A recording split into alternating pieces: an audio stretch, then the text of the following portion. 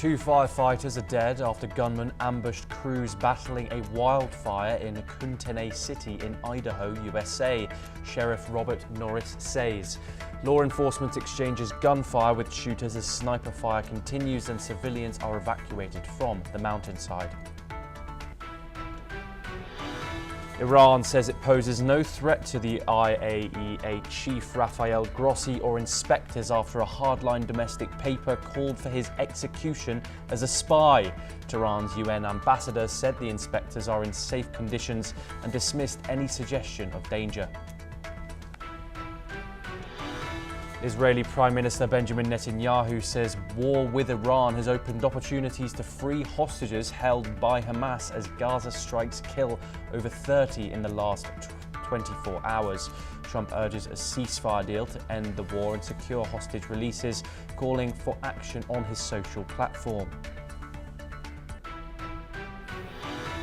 Canada scraps taxes on US tech giants, paving the way for new trade talks with Trump and Mark Carney to secure a deal by July the 21st. Ottawa says the move aims to repair ties after Trump halted talks in retaliation over the disputed tax. A New York jury now decides if Sean Diddy Combs ran a decades-long criminal ring for sex trafficking and racketeering.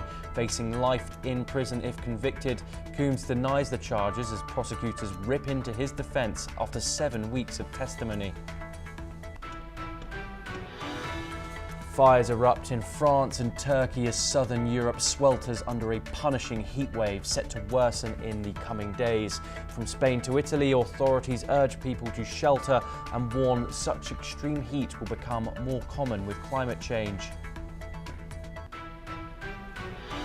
UK Prime Minister condemns the punk duo Bob Vylan for chanting death to the IDF at Glastonbury Festival, calling it appalling hate speech. Sir Keir Starmer says the BBC must explain why it broadcast the performance. The set won't air again on BBC iPlayer. Thousands of demonstrators shut down major roads in Belgrade and other cities as calls for snap elections grow louder. The protests enter a second night with public anger still simmering over government corruption and inaction.